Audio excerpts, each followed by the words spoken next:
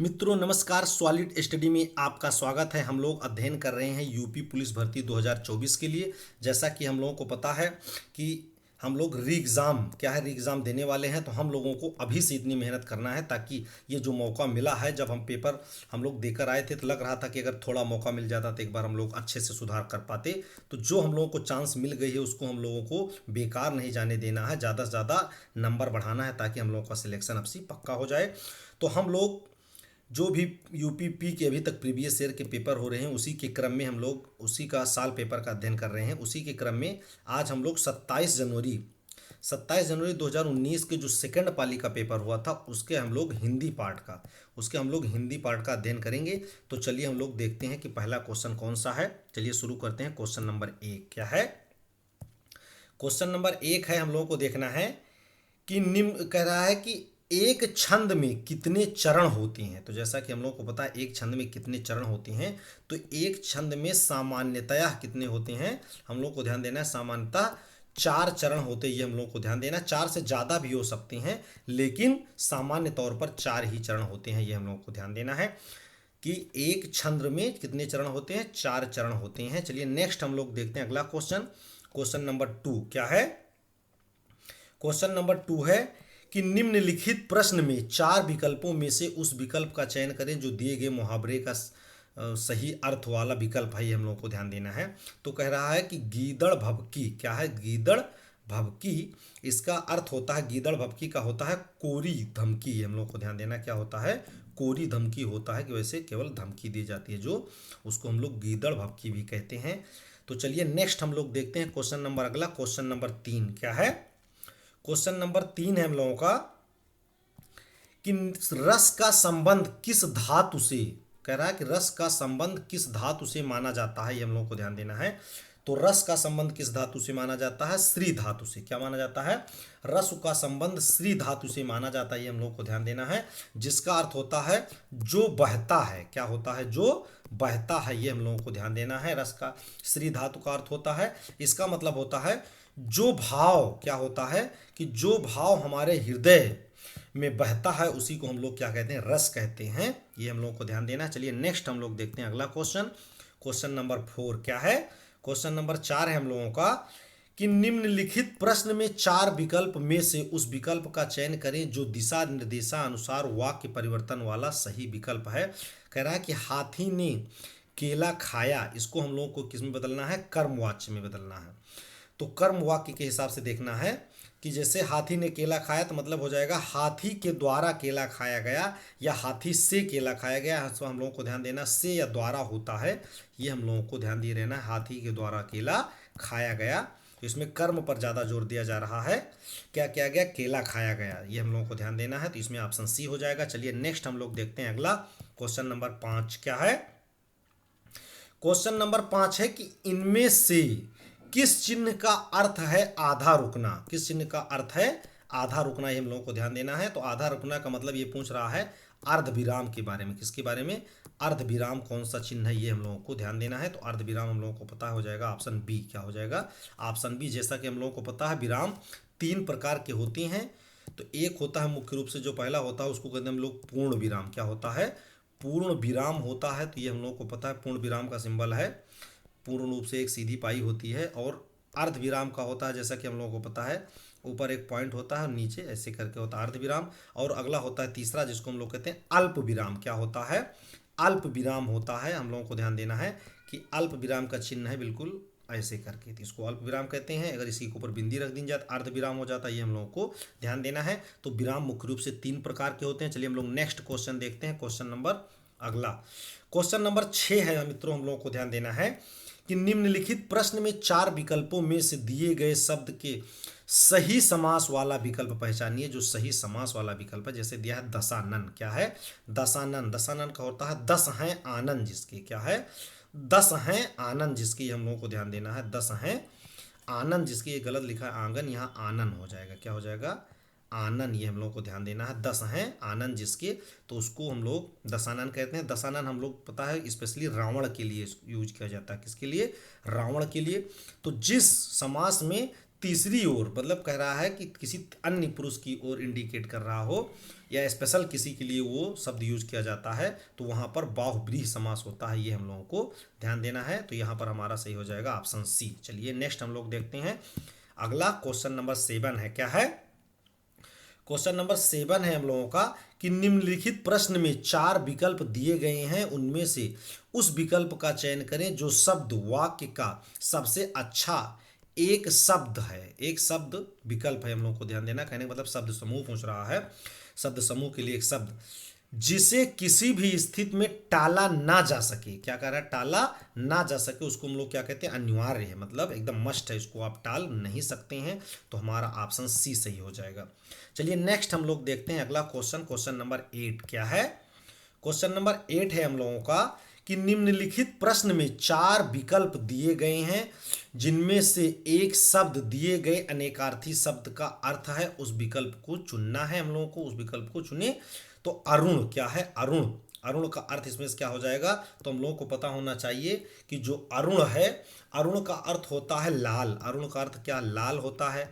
अरुण का अर्थ सूर्य भी होता है। क्या होता है? सूर्य होता है। अरुण का अर्थ सूर्य का सारथी भी होता है। ये हम लोगों को ध्यान देना। कहने का मतलब ये अनेकार्थी शब्द है, इसके अनेक अर्थ हैं। तो इसमें से हमारा अरुण का अर्थ क्या हो जाएगा? लाल। ओ सॉरी, सूर्य हो जाएगा। इसमें दिया हुआ है सूर्य है ऑप्शन में, तो सूर्य हो जाएगा। लाल होता तो लाल हो जाता, तो ऑप्शन ए सही हो जाएगा। चलिए नेक्स्ट क्वेश्चन हम लोग देखते हैं। क्वेश्चन नंबर अगला, क्वेश्चन नंबर 9 है कि निम्नलिखित प्रश्न में 4 विकल्पों में से अधिकरण कारक की विभक्ति पहचानना है। किसकी? अधिकरण कारक की। तो हम लोग को ध्यान देना है, जहां पर में और पर होते हैं, में और पर होते हैं, वहां पर क्या होता है? अधिकरण कारक होता है। ये हम लोगों को ध्यान देना है। पीछे ये रिपीटेड क्वेश्चन है, कई सेटों में हम लोगों ने इसको देखा, तो यहाँ पर ऑप्शन डी सही हो जाएगा। क्या हो जाएगा? Option D. चलिए नेक्स्ट क्वेश्चन हम लोग देखते हैं। क्वेश्चन नंबर अगला, क्वेश्चन नंबर 10 है हम लोगों का कि निम्नलिखित प्रश्न में 4 विकल्प में से उस विकल्प का चयन करें जो बताता है कि कौन सा पुरुषवाचक सर्वनाम का भेद नहीं है। क्या है? पुरुषवाचक सर्वनाम का भेद नहीं है। तो हम लोग को पता है कि जैसे हम लोग देखे हैं कि अन्य पुरुष भी होता है, मध्यम पुरुष भी होता है, उत्तम पुरुष भी होता है, लेकिन अति उत्तम पुरुष हम लोगों ने नहीं देखा है। तो क्या हो जाएगा? ये तीनों पुरुषवाचक सर्वनाम के भेद हैं, लेकिन अति उत्तम पुरुष नहीं होता। तो ऑप्शन सी सही हो जाएगा हमारा। क्या हो जाएगा? ऑप्शन सी सही हो जाएगा। ये हम लोगों को ध्यान देना है, अति उत्तम पुरुष नहीं होता, चूंकि नहीं पूछ रहा है, तो ऑप्शन सी हो जाएगा। चलिए नेक्स्ट क्वेश्चन हम लोग देखते हैं। क्वेश्चन नंबर अगला है, क्वेश्चन नंबर अगला है कि निम्नलिखित प्रश्न में क्या कह रहा है कि निम्नलिखित प्रश्न में 4 विकल्पों में से उस विकल्प का चयन करें जो बताता है कि क्रिया भूतकाल से शुरू होकर अभी अभी समाप्त हुई है। ये हम लोगों को ध्यान देना है कि कौन सा इसमें से बता रहा है कि क्रिया भूतकाल में शुरू हुई थी और अभी अभी समाप्त हो रही है। तो उसको क्या कहते हैं हम लोगों को ध्यान देना है, उसको आसन्न भूतकाल कहा जाता है। क्या कहा जाता है? आसन्न भूतकाल। कि एक क्रिया जो पहले शुरू हुई थी और अभी अभी जस्ट समाप्त हो रही है, उसको आसन्न भूतकाल कहते हैं। ये हम लोगों को ध्यान देना है। चलिए नेक्स्ट क्वेश्चन हम लोग देखते हैं। क्वेश्चन नंबर 12 क्या है? क्वेश्चन नंबर 12 है हम लोगों का कि निम्नलिखित प्रश्न में वाक्य के संरचना के आधार पर वाक्य भेद बताइए। वाक्य का भेद है कि ये किसके अंतर्गत आएगा, हम लोगों को ध्यान देना है। तो इसमें दिया है हमारा कि अनु ने देख कर निबंध लिखा। पहले देखा, देख कर निबंध, मतलब देखा उसके बाद निबंध लिखा। तो ये हम लोगों को ध्यान देना है। तो इस प्रकार की क्रिया होती है जहां पर हम लोगों को ध्यान देना है कि जब कर्ता, जो कर्ता होता है, वो क्या करता है कि किसी काम को शुरू करके, जैसे भी, मतलब कह रहा है कि जैसे भी एक काम को समाप्त किया और दूसरा काम तुरंत शुरू कर देता है, उसमें क्या होते हैं, जो पहला वाला काम होता है उसको हम लोग क्या कहते हैं? पूर्णकालिक क्रिया। क्या कहते हैं उसको? पूर्णकालिक क्रिया कहते हैं। इसलिए हम लोग को ध्यान देना, जैसे अनु ने पहले देखा और जैसे देखा जस्ट क्या किया? लिखा। देख करके निबंध लिखा, मतलब पहले देखा फिर लिखा। तो एक को समाप्त करके दूसरा तुरंत शुरू किया, वहां पर क्या हो जाती है? तो पूर्णकालिक क्रिया होगी। ये हम लोगों को ध्यान देना है। चलिए नेक्स्ट अगला देखते हैं हम लोग। क्वेश्चन नंबर 13 क्या है? क्वेश्चन नंबर 13 है हम लोगों का कि निम्नलिखित प्रश्न में 4 विकल्प दिए गए हैं, जिसमें से उस विकल्प का चयन करें जो दिए गए शब्द का सही स्त्रीलिंग है। स्त्रीलिंग शब्द है, दिए गए शब्द का सही स्त्रीलिंग वाला शब्द है। जैसे इसमें है प्रबंधनकर्ता, क्या है प्रबंधनकर्ता, तो इसका स्त्रीलिंग क्या हो जाएगा हम लोग को ध्यान देना है कि प्रबंधनकर्त्री, क्या हो जाएगा प्रबंधनकर्त्री, ये हम लोगों को ध्यान देना है, ऑप्शन सी सही हो जाएगा। चलिए नेक्स्ट हम लोग देखते हैं अगला क्वेश्चन, क्वेश्चन नंबर 14 क्या है, क्वेश्चन नंबर 14 है हम लोगों का, नीचे दिए गए शब्द का सही बहुवचन रूप वाला विकल्प पहचानना। जैसे नेता, क्या है नेता, इसका सही बहुवचन वाला रूप पहचानना है। तो हम लोग को देखा है नेता का क्या होता है बहुवचन, नेता का बहुवचन नेता ही होता है, क्या होता है नेता होता है। हम लोग को ध्यान देना है कुछ शब्द ऐसे होते हैं जो एक वचन, क्या है एक वचन और बहुवचन में वही शब्द प्रयुक्त होता है, मतलब सेम प्रयुक्त होते हैं, एक वचन और बहुवचन में सेम प्रयुक्त होते हैं। जैसे हमारे क्या है, जैसे पहला हम लोगों को ध्यान देना नेता ही है, नेता है, पिता है, क्या है पिता है, पिता भी, चाचा है, क्या है चाचा है, दादा है। तो इस प्रकार के जो शब्द होते हैं वो एक वचन और बहुवचन में समान रूप से प्रयोग किए जाते हैं। तो ये हम लोगों को ध्यान देना है, इसलिए पूछा है नेता का बहुवचन क्या हो जाएगा, नेता ही होगा। ये हम लोगों को ध्यान देना, नेताओं या नेता या नेती नहीं होगा। तो इसमें हमारा ऑप्शन डी सही हो जाएगा। चलिए नेक्स्ट हम लोग देखते हैं अगला क्वेश्चन, क्वेश्चन नंबर 15 क्या है, क्वेश्चन नंबर 15 है हम लोगों का, नीचे दिए गए शब्द का सही बहुवचन रूप वाला विकल्प पहचाना। जैसे ऋतु है, क्या है ऋतु है, तो ऋतु का सही मतलब बहुवचन क्या हो जाएगा हम लोगों को ध्यान देना है। तो ऋतु का सही बहुवचन हो जाएगा ऋतुएं, क्या होता है ऋतुएं होता है, ये हम लोगों को ध्यान देना है। यहाँ ए के ऊपर चंद की मात्रा हो जाएगा, ये वाला नहीं सही होगा, अगर चंद्र होगा तभी होता है। ये हम लोगों को दोनों में अंतर ध्यान देना है, बहुत माइक्रो अंतर है। तो जहाँ पर चंद बिंदी रहेगी ये हम लोगों को ध्यान देना, ऋतु का ऋतुएं हो जाएगा। चलिए नेक्स्ट हम लोग देखते हैं अगला क्वेश्चन, क्वेश्चन नंबर 16 क्या है, क्वेश्चन नंबर 16 है हम लोगों को ध्यान देना है कि स्वर रहित, क्या कर रहा है स्वर रहित मतलब जिसमें स्वर ना हो, स्वर रहित व्यंजन जब स्वर सहित व्यंजन से मिलता है तब क्या कहलाता है। जब स्वर रहित जो व्यंजन होते हैं वो जब स्वर सहित व्यंजन के साथ मिल जाते हैं तो उसको क्या कहते हैं। जैसे हम लोग को ध्यान देना है, मान लीजिए का है, इसमें हलंत लगा दिए तो ये मतलब स्वर रहित हो गया, इसमें से आ हट गया।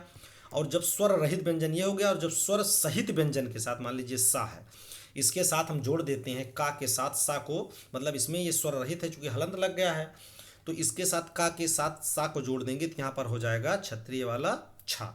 उसके बाद में जैसा हम लोग को इसी तरह एक शब्द है, जैसे ता है, ता में रा जोड़ देते हैं तो ये हो जाता है त्रा, क्या हो जाता है त्रा। तो इस प्रकार के जो शब्द होते हैं ये हम लोग को ध्यान देना। जैसे आपका है सा, सा के नीचे हलंत है, उसके आगे रा जोड़ दिए तो हो जाता है सरा, क्या हो जाता है सरा। तो इस प्रकार के जो शब्द होते हैं मतलब जो अक्षर होते हैं उसको हम लोग संयुक्त अक्षर कहते हैं, क्या कहते हैं संयुक्त अक्षर कहते हैं। ये हम लोगों को ध्यान देना है, संयुक्त अक्षर का बोला जाता है। तो कहने का मतलब है जब स्वर रहित व्यंजन के साथ स्वर रहित व्यंजन के साथ स्वर सहित व्यंजन जोड़ दिया जाता है तो उसको संयुक्त अक्षर कहते हैं। ये हमारा ऑप्शन ए सही हो जाएगा। चलिए नेक्स्ट हम लोग देखते हैं अगला क्वेश्चन, क्वेश्चन नंबर 17 क्या है, क्वेश्चन नंबर 17 है हम लोगों का कि कौन सा व्यंजन नासिका द्वारा उच्चारित होता है। हम लोगों को ध्यान देना कौन सा व्यंजन है जो नासिका के द्वारा उच्चारित होता है। जैसा कि हम लोगों को पता है जो पंचम अक्षर ज़्यादातर होते हैं वर्ग के, जैसा कि हम लोग पता है का वर्ग में आता है का, खा, गा, घा और अंगा, का खा गा घा अंगा। उसके बाद में चा, छा, जा, झा, इया। उसके बाद में टा, ठा, डा, ढा, अड़ा। तो इस प्रकार में जो पंचम वाले अक्षर आ रहे हैं, पांचवें वाले आ रहे हैं, ये सब क्या होते हैं नासिका के द्वारा यूज होते हैं। ये हम लोगों को ध्यान देना है, इनका उच्चारण स्थान किसका है नासिका का है। तो इसमें से ऑप्शन में हमारा अड़ा दिया हुआ है तो हमारा ऑप्शन ए सही हो जाएगा। ये हम लोगों को ध्यान देना है। चलिए नेक्स्ट क्वेश्चन हम लोग देखिए, यहाँ पर देखिए हम लोग अगर यहाँ ये बिंदी होती तो ये पर अंगा हो जाता, लेकिन ये डा है इसलिए ये सही नहीं रहेगा, हमारा ऑप्शन ए हो जाएगा। चलिए नेक्स्ट हम लोग देखते हैं अगला क्वेश्चन, क्वेश्चन नंबर 18 क्या है, क्वेश्चन नंबर 18 है कि निम्न वाक्य विशेषण, क्या कह रहा है निम्न वाक्य विशेषण की किस अवस्था में है। जो निम्न वाक्य है विशेषण की किस अवस्था में है, इसमें कह रहा यह करेला कड़वा है, यह करेला कड़वा है। तो हम लोग को जैसा है इसमें उत्तर अवस्था, मूल अवस्था, उत्तरमा अवस्था और अधिकता अवस्था। तो हम लोग को ध्यान देना है इसमें ना किसी तरह से तुलना हो रही है दो में कि कौन ऊंचा है कौन नीचा है, कौन ज़्यादा कड़वा है, कौन जैसे होता कि ये करेला नीम से ज़्यादा या दूसरे करेले से ज़्यादा कड़वा है, तब ये तुलना हो जाती। ना ये बता रहा है कि सबसे ज़्यादा कड़वा है, क्या है, ना सबसे ज़्यादा कड़वा है, उत्तम अवस्था में भी नहीं आ रहा है। तो कहने का मतलब है जब सामान्य अवस्था में हो, ना तुलना हो रही हो, ना सर्वोच्चता दिखाई जा रहा हो, तो वहाँ पर मूल अवस्था होती है। ये हम लोगों को ध्यान देना है। तो यह करेला कड़वा है, यहाँ पर ऑप्शन बी सही हो जाएगा, मूल अवस्था। चलिए नेक्स्ट हम लोग को देखना है, अगला हमारा है, अगला क्वेश्चन है कि तुलसी कह रहा है कि तुलसीदास जी द्वारा रचित प्रसिद्ध महाकाव्य का नाम बताइए। हम लोगों को पता प्रसिद्ध महाकाव्य इनका कौन सा है, तो रामचरितमानस है, बहुत फेमस है रामचरितमानस, ये हम लोगों को पता है। जैसे ये है रामचंद्रिका, क्या है, रामचंद्रिका हम लोगों को पता है कि केशव दास जी की है, क्या है, केशव दास जी की है, ये हम लोगों को याद रखना है, चूंकि ऑप्शन में आया है तो कभी पूछा जा सकता है, यहीं से उठा ले।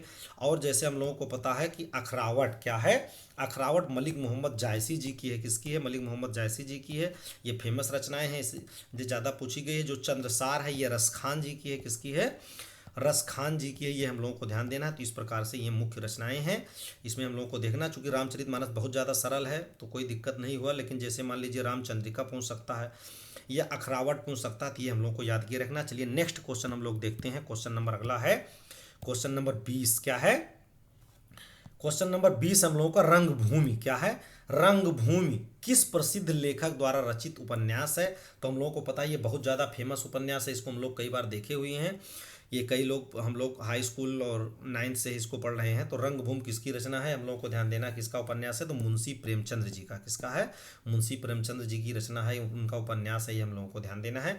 चलिए नेक्स्ट क्वेश्चन हम लोग देखते हैं, क्वेश्चन नंबर अगला है, क्वेश्चन नंबर अगला है कि इनमें से, कह रहा है कि इनमें से कौन सा, हम लोगों को ध्यान देना है कि इनमें से कौन सा जयशंकर प्रसाद जी की प्रसिद्ध रचना है, ये हम लोग को ध्यान देना, बहुत ज़्यादा फेमस है। तो हम लोग को पता है कामायनी जयशंकर प्रसाद जी की रचना है।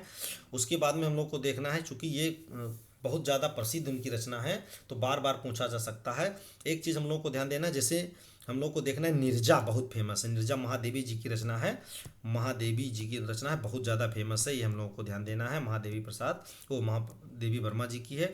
उसके बाद में ये हम लोग को ध्यान देना, जैसे है परिमल, क्या है, परिमल और अनामिका, क्या है, परिमल और अनामिका जो है ये सूर्यकांत त्रिपाठी निराला जी की रचना है, ये हम लोग को ध्यान देना है, सूर्यकांत त्रिपाठी निराला जी की रचना है, ये हम लोगों को ध्यान देना है, ये बहुत फेमस रचना है, ये हम लोगों को ध्यान देना है। परिमल और अनामिका, क्या है, परिमल और अनामिका, नीरजा पता है, ये कामायनी पता है, ये हम लोगों को ध्यान दिए रहना है। चलिए नेक्स्ट हम लोग देखते हैं अगला क्वेश्चन, क्वेश्चन नंबर 22, क्या है, क्वेश्चन नंबर 22 है कि 2017 का साहित्य अकादमी पुरस्कार लेखक, मतलब किस लेखक को मिला, ये हम लोगों को ध्यान देना है। तो 2017 में जो साहित्य अकादमी मिला था, किसको मिला था, तो रमेश कुंतल मेघ जी को मिला था, ये हम लोग को ध्यान देना, चूंकि ये 2018-19 के आसपास, 18 में पेपर हुआ था, 19 में, तो उस समय का करंट अफेयर था। हम लोग को याद रखना है 2024 के लिए, किसके लिए, 2024 के लिए साहित्य का, किसका, मुख्य रूप से हिंदी साहित्य का। तो हम लोग को ध्यान देना है साहित्य अकादमी पुरस्कार हिंदी साहित्य में 2024 का किसका मिला। पीछे हम लोगों ने देखा, ये कई बार क्वेश्चन आए हुए थे, इसलिए हम लोग को इसमें देखना है। तो किसको मिला था 2000 साहित्य का, ये हम लोगों को ध्यान देना है 2024 के लिए। तो किसको मिला था, ये हम लोगों को ध्यान देना है। तो जैसे कि हम लोगों को पता है ये मिला था संजीव को, किसको मिला था, संजीव जी को मिला था। और किसके लिए, मुझे पहचानो के लिए, किसे, मुझे पहचानो इनकी रचना है, जैसा कि हम लोगों को पता है मुझे पहचानो। और ये हम लोगों को याद रखना है कि जो ये रचना है इनकी, ये इसलिए ज़्यादा फेमस है, और ये भी फेमस है कि ये यूपी के ही हैं, यूपी के रहने वाले हैं, यूपी के सुल्तानपुर के, किसके, सुल्तानपुर डिस्ट्रिक्ट के रहने वाले हैं, ये हम लोगों को ध्यान देना है। और ये एक चीज़ हम लोगों को यहाँ पर एक क्वेश्चन, मतलब ये भी याद रखना है, पूछा जा सकता है कि जो साहित्य अकादमी पुरस्कार कितने क्षेत्रों में दिया जाता है। तो हम लोग को देना है 24, किसके, 24 साहित्यों में दिया जाता है। 22 भाषाएं हमारे संविधान की, और 2 हो गई आपकी अलग की, जैसे नेपाली और अंग्रेजी, क्या है, नेपाली और अंग्रेजी जो हैं, जो अलग की भाषाएं संवैधानिक नहीं हैं, इनको दिया जाता है। तो 22-2-24 भाषाएं हो जाती हैं, ये हम लोगों को याद रखना है। चलिए नेक्स्ट क्वेश्चन हम लोग देखते हैं, क्वेश्चन नंबर अगला। तो क्वेश्चन नंबर अगला है हम लोगों का कि निम्नलिखित प्रश्न में 4 विकल्पों में से उस सही विकल्प का चयन करें जो दिए गए, कह रहा है कि जो दिए गए पद का उचित जो दिए गए पद्य का उचित अलंकार, कह रहा है कि उचित अलंकार रूप का सबसे अच्छा विकल्प है। जैसे दिया है तरन तनुजा तट तमाल तरवर बहुताई, तो इसमें हम लोगों को पता है कि ता शब्द, जो ता अक्षर है इसकी पुनरावृत्ति हो रही थी, यहाँ पर हमारा अनुप्रास अलंकार हो जाएगा। ये हम लोगों को ध्यान दिए रहना है। चलिए नेक्स्ट हम लोग देखते हैं अगला क्वेश्चन। क्वेश्चन नंबर अगला है हम लोगों का कि निम्नलिखित प्रश्न में 4 विकल्पों में से उस विकल्प का चयन करें जो रेखांकित शब्दों का सही अव्यय का भेद हो। रेखांकित शब्दों का सही अव्यय का भेद हो, ये हम लोगों को ध्यान देना है। तो जैसा कि हम लोगों को ध्यान देना है, जैसे इसमें क्या है कि दिया है दिन भर, क्या है दिन भर, आज दिन भर वर्षा होती रही, आज दिन भर वर्षा होती रही थी। हम लोगों को ध्यान देना है कि क्या हो रहा है कि इसमें पूरा कंटिन्यू दिखा रहा है, तो इसमें एक हिसाब से संबंध दर्शा रहा है कि आज दिन भर वर्षा होती रही, तो इसमें हमारा क्या हो जाएगा, संबंध बोधक अव्यय हो जाएगा। किस प्रकार का संबंध बोधक अव्यय हो जाएगा, ये हम लोगों को ध्यान देना है। चलिए नेक्स्ट हम लोगों को देखना है अगला क्वेश्चन। अगला क्वेश्चन है हम लोगों का क्वेश्चन नंबर 25। क्या है, क्वेश्चन नंबर 25 है कि निम्नलिखित प्रश्न में 4 विकल्पों में से उस विकल्प का चयन करें जो अशुद्ध वाक्य के शुद्ध रूप का सबसे अच्छा विकल्प है। जैसे आप नानी के घर जाओ, आप नानी के घर जाओ, तो इसमें सबसे अच्छा इसमें से कौन हो जाएगा कि आप नानी के घर जाइए, कि आप नानी के घर जाओ, ये तो उतार दिया गया है। आपने नानी के घर जाओ मतलब घर जाना है, आप नानी के घर जाओ, तो इसमें हमारा सबसे अच्छा हो जाएगा कि आप नानी के घर जाइए। क्या होगा, ऑप्शन ए, क्या हो जाएगा, आप नानी के घर जाइए, ऑप्शन ए, हम लोगों को ध्यान देना है। चलिए नेक्स्ट हम लोग देखते हैं अगला क्वेश्चन है क्वेश्चन नंबर 26। क्या है, क्वेश्चन नंबर 26 है, हम लोगों को ध्यान देना है कि निम्नलिखित प्रश्न में 4 विकल्पों में से उस विकल्प का चयन करें जो दिए गए शब्द का समान अर्थ वाला शब्द है। जैसे है कौशल, क्या है कौशल, कौशल मतलब जो व्यक्ति कुशल हो जाता है उसको हम लोग कौशल कहते हैं। तो जैसे क्या है कौशल किससे संबंधित, दक्षता से संबंधित, क्या है दक्षता से संबंधित, ही हम लोगों को ध्यान देना है। कौशल का समान अर्थ हो जाएगा दक्षता, कि ये निपुण हो गए हैं। चलिए हम लोग अगला देखते हैं क्वेश्चन। Question number 27। क्या है, क्वेश्चन नंबर 27 है हम लोगों का कि निम्नलिखित प्रश्न में, कह रहा है कि निम्नलिखित प्रश्न में 4 विकल्पों में से उस विकल्प का चयन करें जो सही विकल्प है। अवगुण शब्द में डाट डाट उपसर्ग, अवगुण में कौन सा उपसर्ग पूछ रहा है, तो हम लोगों को पता है उपसर्ग आगे लगता है, तो अवगुण में उपसर्ग औ हो जाएगा। क्या हो जाएगा, औ, तो ऑप्शन सी सही हो जाएगा। चलिए नेक्स्ट हम लोग देखते हैं अगला क्वेश्चन। क्वेश्चन नंबर 27 के बाद 28। क्या है, क्वेश्चन नंबर 28 है कि निम्नलिखित प्रश्न में 4 विकल्पों में से उस विकल्प का चयन करें जो प्रत्यय से नहीं बना है। प्रत्यय से नहीं बना, ये हम लोगों को ध्यान देना है। तो जैसे प्रत्यय से नहीं बना है, तो इसमें कहने का मतलब तोड़ने पर सफल, कहने का मतलब है कि सार्थक अर्थ निकलना चाहिए। जैसे लालिमा है तो लाल धल इमा हो जाएगा, इसमें टुक धन ड़ी हो सकता है, इसमें शक्ति धन मान हो जाएगा। लेकिन जब हम लोग इसमें सा धन फल जोड़ देते हैं, क्योंकि ला तोड़ेंगे सब कोई अर्थ नहीं होगा, तो सा धन फल जोड़ेंगे, तो ये हम लोगों को ध्यान देना। ये उपसर्ग के रूप में तो सा हो सकता है, लेकिन चूंकि प्रत्यय पूछ रहा, प्रत्यय नहीं है, तो इसमें प्रत्यय ये नहीं हो पाएगा। तो ये हमारा ऑप्शन डी ही सही हो जाएगा, क्योंकि जो मेन शब्द होता है उसके आगे वाला या उसके पीछे वाला जो सहायक होता है उसी को हम लोग क्या कहते हैं, प्रत्यय या उपसर्ग कहते हैं। वो मेन ना हो, वो शब्दांश हो, वही उपसर्ग या प्रत्यय बनता है। तो इसमें मेन शब्द फल है, इसलिए ये प्रत्यय नहीं होगा, तो ऑप्शन डी सही हो जाएगा, ये हम लोग को ध्यान देना है। चलिए नेक्स्ट हम लोग देखते हैं क्वेश्चन नंबर 29। क्या है, क्वेश्चन नंबर 29 है हम लोगों का कि निम्नलिखित प्रश्न में 4 विकल्प दिए गए हैं जिनमें से एक शब्द दिए गए शब्द का तत्भव है। क्या है, तत्भव रूप है, तो ग्राम है, ग्राम है, तो ग्राम का तत्भव क्या हो जाएगा, गांव, क्या हो जाएगा, गांव हो जाएगा, ये हम लोगों को ध्यान देना है। चलिए नेक्स्ट हम लोग देखते हैं अगला क्वेश्चन। Question number 30। क्या है, क्वेश्चन नंबर 30 है हम लोगों का कि निम्नलिखित, कह रहा है कि निम्नलिखित प्रश्न में 4 विकल्पों में से दिए गए शब्द के विपरीत अर्थ वाला विकल्प, मतलब इसका विलोम पूछ रहा है। तो बंधन का विलोम क्या हो जाता है, बंधन का हो जाता है मुक्त, क्या हो जाएगा, मुक्त। छोड़ना हो सकता था, लेकिन यह छोड़ना का मतलब पकड़ना से हो जाएगा, छोड़ना किसका, पकड़ने का विकल्प हो जाएगा, तो बंधन का हो जाएगा मुक्त, ये हम लोगों को ध्यान देना है। चलिए नेक्स्ट क्वेश्चन हम लोग देखते हैं क्वेश्चन नंबर 31। क्या है, क्वेश्चन नंबर 31 है हम लोगों का कि निम्नलिखित प्रश्न में 4 विकल्पों में से उस विकल्प का चयन करें जो सही संधि विच्छेद वाला विकल्प है। तो जैसे सूक्ति, क्या है सूक्ति, तो हम लोगों को पता है सूक्ति का हो जाएगा सु प्लस उक्ति, क्या हो जाएगा सु प्लस उक्ति, तो इसमें हमारा सही हो जाएगा सूक्ति, मतलब ऑप्शन ए, क्या हो जाएगा ऑप्शन ए हम लोगों को पता है, जिसमें छोटा ऊ प्लस ऊ मिलकर क्या हो जाएगा बड़ऊ, ये मतलब बड़ऊ की मात्रा, ये हम लोगों को ध्यान देना है। चलिए नेक्स्ट हम लोग देखते हैं अगला क्वेश्चन नंबर 32 क्या है। क्वेश्चन नंबर 32 है हम लोगों का कि निम्नलिखित प्रश्न में 4 विकल्प में से उस विकल्प का चयन करें जो सही संधि विच्छेद वाला है। जैसा कि हम लोगों को पता है धर्मात्मा, क्या है धर्मात्मा, तो धर्मात्मा में हो जाएगा धर्म प्लस आत्मा, क्या हो जाएगा धर्म प्लस आत्मा, ये हम लोगों को ध्यान देना है। तो इसमें हमारा सही हो जाएगा ऑप्शन बी, क्या हो जाएगा ऑप्शन बी धर्मात्मा। तो इस प्रकार से मित्रों हम लोगों ने इसमें से लगभग जो हमारे 30-32 क्वेश्चन थे लगभग उनका हम लोगों ने अध्ययन कर लिया है। जैसा कि हम लोगों को पता है हिंदी और जीएस में लगभग 37-38 क्वेश्चन के आसपास रहते हैं, लेकिन इसमें हम लोगों ने क्या किया, जो पैराग्राफ वाले क्वेश्चन थे उसको हटा दिया है, क्योंकि उसमें से तो नॉर्मल क्वेश्चन वही पैराग्राफ से पढ़कर हो जाते हैं। तो इसमें हम लोगों का ज़्यादा वीडियो भी लंबा ना हो, टाइम भी ना वेस्ट हो और हम लोग बढ़िया से अध्ययन कर भी लें। तो चलिए मित्रों हम लोग नेक्स्ट वीडियो में फिर मिलेंगे, तब तक के लिए आप लोग पढ़ते रहिए बढ़ते रहिए, ताकि हम लोग निश्चित ही सफल हों और अपने इलाके में झंडा गाड़ दें। तो मित्रों तब तक के लिए जय हिंद जय भारत।